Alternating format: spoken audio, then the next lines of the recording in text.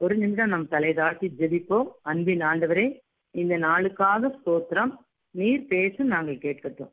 இயேசுவின் மூலம் ஜெபிக்கிறேன் பிதாவே. இந்த நாளிலே நாம் சிந்திக்கும்படியாக எடுத்துக்கொண்ட வேத பகுதி ஆமோஸ் தீர்க்க தரிசன புத்தகம் 4வது அதிகாரம் 12ஆம் வசனத்தின் பின்பகுதி. உன் தேவனை சந்திக்கும்படி ஆயத்தப்படு.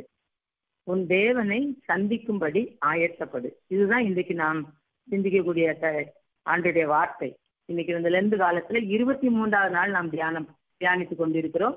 இந்த தியானத்தை ஆண்டவர் நமக்கு ஆசீர்வதித்து தருவாராக. ஜெபத்தோடு இருப்போம். இந்த நாள் தியானம் நமக்கு பிரயோஜனமானதாக இருக்கும்.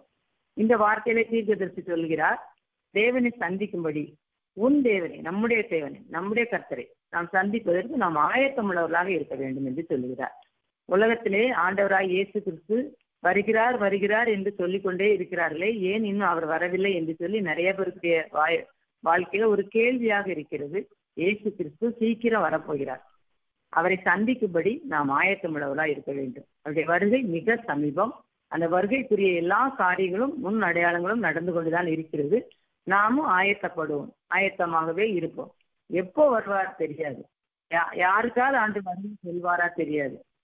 ஆண்டவர் ஒருவருக்கு தான் தெரியும்.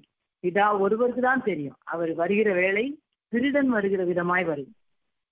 இது இரவுல வருமோ, நள்ளிரவுல வருமோ, பகல்ல வருமோ, மாலையில வருமோ, அதிகாலை தெரியாது. எந்த நேரமும் அவர் வருவதற்கு ஆயத்தமுள்ளவர். அவர் ரெடியா இருக்கிறார். வாசற்படியில நின்று கொண்டிருக்கிறார்.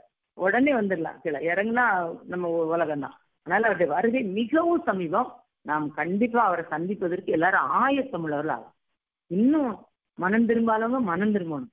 மனம் திரும்பி ரட்சிக்கப்பட்டு அவருடைய வருகைக்கு நாம் ஆயத்தமா இருக்க வேண்டும் என்று சொல்லிதான் இந்த வசனம், உன் தேவனை சந்திக்கும்படி நீ ஆயத்தப்படு. நம்ம துதிக்காக வாசித்த வசனத்திலே எசேக்கியேல் 38:7 நீ ஆயத்தப்படு, ஆயத்தப்படுத்து, அவர்களுக்கு காவலாளனா இரு. ஆயத்தப்படணும். நம்மோடு கூடின கூட்டத்தெல்லாம் ஆயத்தப்படுத்தணும். அவங்களுக்கு காவலாளனா இருக்கணும். இதை சிந்தித்து கொண்டிருக்கிற, கேட்டுக்கொண்டிருக்க எல்லாரும் தனிப்பட்ட முறையில ஆயத்தப்படணும். நம்முடைய வாழ்க்கையில நம்ம குடும்பத்தை, நம்மோடு கூட இருக்கிறவர்களை ஆயத்தப்படுத்தணும். அவர்களை வருகையில கொண்டு சேர்க்கும் வரைக்கும் அவர்களுக்கு நாம் பொறுப்பாளர்களாக நாம் என்ன செய்ய வேண்டும், இருக்க வேண்டும் என்று சொல்லி எசேக்கியேல் தீர்க்கதரிசி சொல்கிறார்.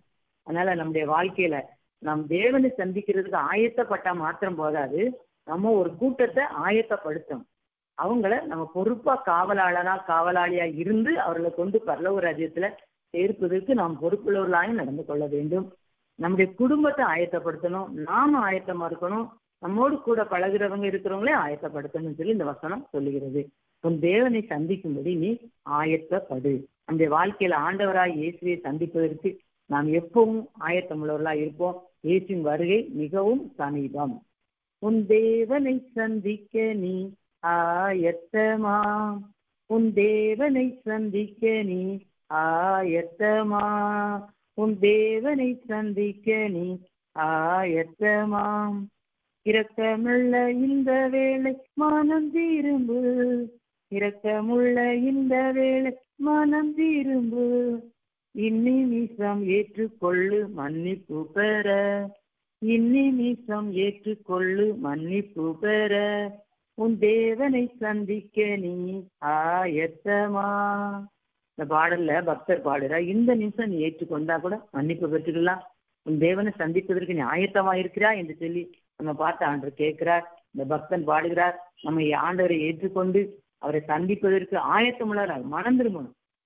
எல்லாத்திலையும் மனம் திரும்பணும். இந்த லெந்து காலத்தை மிகவும் ஒரு பயனுள்ள காலமா நம்ம மாற்றிக்கொள்ள வேண்டும். நம்ம எல்லாரும் அவரை சந்திக்க ஆயத்தப்படணும். ஆயத்தம் இல்லாம போனா என்ன நடக்கும் என்று சொல்லி ஒரே ஒரு சம்பவத்தை வேதத்திலிருந்து நாம் வாசித்து இந்த நாளில தியானத்தை நாம் தியானிக்க போகிறோம். மத்தேயு எழுதின சுவிசேஷத்துல 25ஆம் அதிகாரத்துல 5 கன்னிகைகள் புத்தியுள்ளவர்கள், 5 கன்னிகைகள் புத்தி இல்லாதவர்களை பற்றி சொல்லப்பட்டிருக்கிறது. 25ஆம் அதிகாரம் 1வது வசனத்துல இருந்து இந்த வசனம் நமக்கு சொல்லப்பட்டிருக்கிறது. அந்த 12ஆம் வசனம் வரைக்கும் இருக்கு. இதுல பாத்தீங்கன்னா 5 கன்னிகள் ஆயத்தமா இருந்தாங்க. 5 கன்னிகள் ஆயத்தம் தான், அந்த முழுமையான ஆயத்தம் இல்லை. 10 பேரும் தீவெட்டிகளை கொண்டுட்டு பரலோக ராஜ்யத்துக்கு போவதற்காக அந்த தீவெட்டிகளை பிடித்து கொண்டு வந்தாங்க. வரும்பொழுது எல்லாரும் புத்தி உள்ளவர்களும் 5 பேர் புத்தி இல்லாதவர்கள் இருந்தாங்க. புத்தி உள்ளவங்க தங்க தீவெட்டிகள் எல்லாம் எடுத்துக்கிட்டு அதுக்கு எல்லா காரியத்தையும் கரெக்டா கொண்டு வந்தாங்க. திடீர்னு மணவாளன் வரும்போது கொஞ்சம் நேரம் தாமதித்த போது எல்லாரும் என்ன செஞ்சாங்க? நித்திரை ஆயிட்டாங்க. நித்திரை மயக்கம் படுத்துட்டாங்க. எல்லாரும் தூங்கிட்டாங்க. திடீரென மணவாளன் வந்துவிட்டார். இதோ மணவாளன் வருகிறார், அவருக்கு எதிர்கொண்டு போக எல்லாரும் புறப்படுவோம் சொல்லி ஒரு சவுண்டு. எல்லாரும் எழுப்பிட்டாங்க. 10 கன்னிகள் எழுப்பினாங்க. 10 பேர் வந்தாங்க. 10 பேரும் ஆயத்தமா தான் வந்தாங்க. 10 பேரும் அவர் வர தாமதித்தோன்னே தூங்கிட்டாங்க. அவர் வருகிறார் என்றோடனே எழுப்பிட்டாங்க. எழுந்து அவங்களுடைய தீவட்டிகளை ஆயத்தப்படுத்துறாங்க. அவங்களுடைய தீவட்டிகள் எரிய மாட்டேங்க, அணைந்து போகுது. 5 பேருடைய தீவட்டி, 5 பேருடைய தீவட்டி அழகா எரியுது. அப்ப அந்த 5 பேர் வந்தாங்க. சகோதரி, எனக்கு எப்படியாவது கொஞ்சம் எண்ணெய் தாங்க, எங்க தீவட்டி அணைகிறது. அவங்க சொன்னாங்க, எனக்கும் உங்களுக்கும் போதாம பெறக்கூடாது, நீங்க போய் விற்கிறவங்ககிட்ட வாங்கிக்கலாம்னு சொன்னாங்க. சரி என்று சொல்லி புத்தி உள்ளவர்கள் புத்தியோடு தீவட்டிகளை ஆயத்தப்படுத்தினாங்க. ஆயத்தமா இருந்தாங்க. தன்னையும் அந்த 5 புத்திக்குள்ள தண்ணியில் காத்தும் கொண்டாங்க. இவங்க மணவாளன் வந்தோடனே மணவாளனோடு பிரவேசித்தாங்க, உள்ள பிரவேசித்தாங்க. இந்த 5 பேரு எங்களுக்கும் உங்களுக்கு காணாம போய் வாங்கிட்டு வாங்கன்னு சொன்னேன்னு அவங்க ஓடி போறாங்க.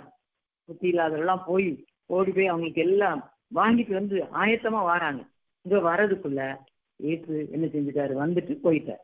அந்த 10 மற்ற கன்னிகள் ஆண்டவரே, இவங்க எல்லாரும் உள்ள எடுத்துக்கொள்ளப்பட்டாங்க. அவர் அவங்க திரும்ப கதவை தட்டுறாங்க. ஆண்டவரே, எங்களுக்கும் என்ன செய்யணும்? நீங்க திறக்க வேண்டும். அதற்கு அவர், உங்களை நான் அறியேன் என்று மெய்யாகவே உங்களுக்கு சொல்லுகிறேன். அதனால ஆயத்தம் உள்ளவங்க, ஆயத்தப்படுகிறவங்க பரலோகத்துக்கு போகலாம். ஆயத்தம் இல்லாதவங்க தள்ளப்பட்டு போயிடலாம். இன்னைக்கு நம்ம புத்தி உள்ள கன்னிகளை போல தேவனை சந்திக்க ஆயத்தப்பட்டவர்களா இருக்கிறோமா? புத்தி இல்லாத கன்னிகளை போல ஆயத்தம் இல்லாதவர்களா இருக்கிறோமா? அதுக்கு கடைசி வசனம் சொல்லுது, மனுஷகுமாரன் வரும் நாளிகையாவது நேரத்தையாவது யாருமே நம்ம அறிய மாட்டோம். அதனால நம்ம எப்போதும் எப்படி இருக்கணும்? இருக்கவே மனுஷகுமாரன் நாளையாவது நாளிகையாவது நீங்கள் அறியாது இருக்கிறபடியா விழித்திருங்கள் அப்படின்னா ஆயத்தமா இருங்கள். 5 கன்னிகைகள் ஆயத்தமா இருந்தாங்க, தங்களை காத்து கொண்டாங்க. பரிசுத்த எண்ணெயோட உடையவர்களாக இருந்தாங்க. பரலோக ராஜ்யத்துல இயேசுவோடு என்ன செஞ்சாங்க? அவங்க பிரவேசித்தாங்க. ஆனா புத்தி இல்லாத 5 கன்னிகள் ஆயத்தப்பட்டாங்க. ஆயத்தமா தான் வந்தாங்க. ஆனா முழுமையான ஆயத்தம் இல்லை. தன்னை ஆயத்தப்படுத்திக்கிட்டாங்க. முழுமையான ஆயத்தத்தோட தங்களை காத்துக்கொள்ளல. தங்கள் குடும்பத்தை கண்டிப்பா அவங்களால காத்துக்கொள்ள முடியாது. அவர்களும் தள்ளப்பட்டு போனாங்க. அந்த 5 கன்னிகளும் என்ன செய்றாங்க? தள்ளப்பட்டு போனாங்க. அந்த தேவனை சந்திப்பதற்கு நம்ம எல்லாரும் என்ன செய்யணும்? ஆயத்தமுள்ளவர்களா இருக்கணும். இந்த நேரத்துல இந்த வார்த்தையை நம்ம கேட்கிற நம்ம எல்லாரும் நம்ம ஆயத்தமா இருக்கோமா? நம்ம குடும்பத்தை ஆயத்தப்படுத்திருக்கோமா? அந்த குடும்பத்துக்கு காவலாளனா இருக்கோமா? உன் தேவனை சந்திக்கும்படி நீ ஆயத்தப்பட்ட 5 கன்னிகைகளும் பரலோக ராஜ்யத்தில் எடுத்துக்கொள்ளப்பட்டாங்க. ஆயத்தம் இல்லாத 5 புத்தி இல்லாத கன்னிகளும் நீங்க யாரோ எனக்கு தெரியாது என்று சொல்லி கைவிடப்பட்டாங்க. இன்னைக்கு நாம் கைவிடப்பட்ட ஒரு நிலையில இருக்கிறோமா? எடுத்துக்கொள்ளப்படுகிற நிலையில இருக்கிறோமா? நம்ம ஆராய்ந்து பார்க்கணும். நம்ம இந்த காலத்துல, இந்த நாட்கள்ல, இந்த கிருபையின் நாட்களை, இந்த ரட்சிப்பின் நாட்களை, இந்த நாள் ஆண்டவர் நமக்கு கிருபையா கொடுத்துட்டார். இந்த நாளை நம்ம பிரயோஜனப்படுத்திக் கொள்ளும்.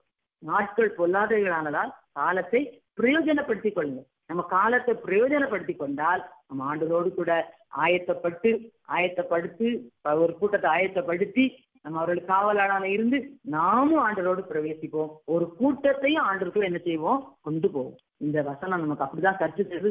உன் தேவனை சந்திக்கும்படி நீ ஆயத்தப்படு. நம்ம ஆயத்தப்படுவோம், அநேகரை ஆயத்தப்படுத்துவோம், காவலாளனாக இருப்போம். இந்த புத்தியுள்ள கன்னிகள் போல இருப்போம். புத்தி இல்லாத கன்னிகளை போல கைவிடப்பட்டு நாம் என்ன செய்யக்கூடாது? போய்விடக்கூடாது. ஆண்டவர்தாமே இந்த வசனத்தை நமக்கு ஆசீர்வதிப்பாரு. இந்த கேட்டுட்டு இருக்க எல்லாரும் நம்ம ஆயத்தப்படணும். ஒரு கூட்டத்தை ஆயத்தப்படுத்தணும். அவர்களை பொறுப்புள்ள காவலாளிகளா வச்சுக்கணும். அப்படி நம்ம செய்யும் பொழுது நமக்கும் ஆசீர்வாதம், ஒரு பெரிய கூட்டத்துக்கும் ஆசீர்வாதம். இந்த ஆசீர்வாதத்தை ஆண்டு நமக்கு நினைச்சு வராக தருவாராக.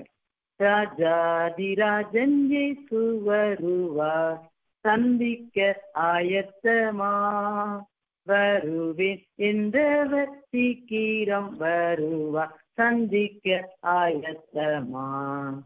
கேள் கேள் மானிடரே, சந்திக்க ஆயத்தமா.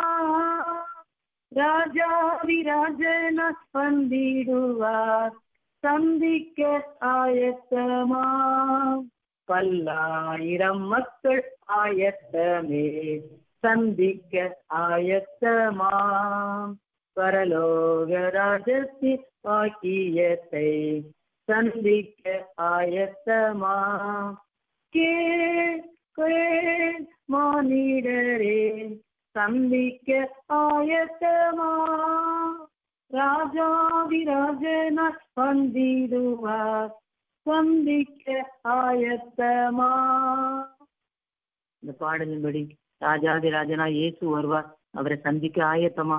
நாம் ஆயத்தப்படுவோம், ஆயத்தப்படுத்துவோம். ஒரு கூட்டத்தை ஆயத்தப்படுத்தி காவலாளனா இருப்போம். உன் தேவனை சந்திக்கும்படி ஆயத்தரும். ஆண்டவரே, இந்த ஜெபக்குழுவை ஆசீர்வதியும், இதை கேட்டுக்கொண்டவர்களை ஆசீர்வதியும். இந்த வசனத்தின்படி நாங்கள் உண்மை சந்திப்பதற்கு ஆயத்தமாக எங்களுக்கு கிருபை தார். இந்த கிருபையின் காலத்திலே நாங்கள் உண்மை இன்னும் அதிகமாய் பற்றி கொண்டு உண்மை சந்திப்பதற்கு, இன்றைக்கு உடைய வருகை வந்தாலும் உடைய சந்திப்பதற்கு நாங்கள் ஆயத்தமுள்ளவர்களாக இருக்க எங்களை கிருபையாய் இறங்கி இந்த கரத்துல ஏற்றுக்கொள்ளும்ப்பா. இன்னும் எங்களை ஆயத்தப்படுத்தும். நாங்கள் என்னென்ன காரியங்கள் எல்லாம் மறந்துடுமோ அத்தனையில் நாங்கள் மனம் திரும்பி உடைய பிள்ளைகளாய் மாறுவதற்கு எங்களுக்கு கிருபை தார். உன் தேவனை சந்திக்கும்படி ஆயத்தப்படும். இந்த வார்த்தையை கேட்ட எல்லாரையும் ஆசீர்வதியும். இந்த வார்த்தை கொடுத்த என்னையும் எங்களுடைய ஊழியங்களையும் இந்த ஆசீர்வதியும். நாங்கள் எல்லாரும் சந்திக்க ஆயத்தமா இருக்க உதவி. இயேசுவின் மூலம் ஜெபிக்கிறேன் நல்ல பிதாவே, ஆமென்.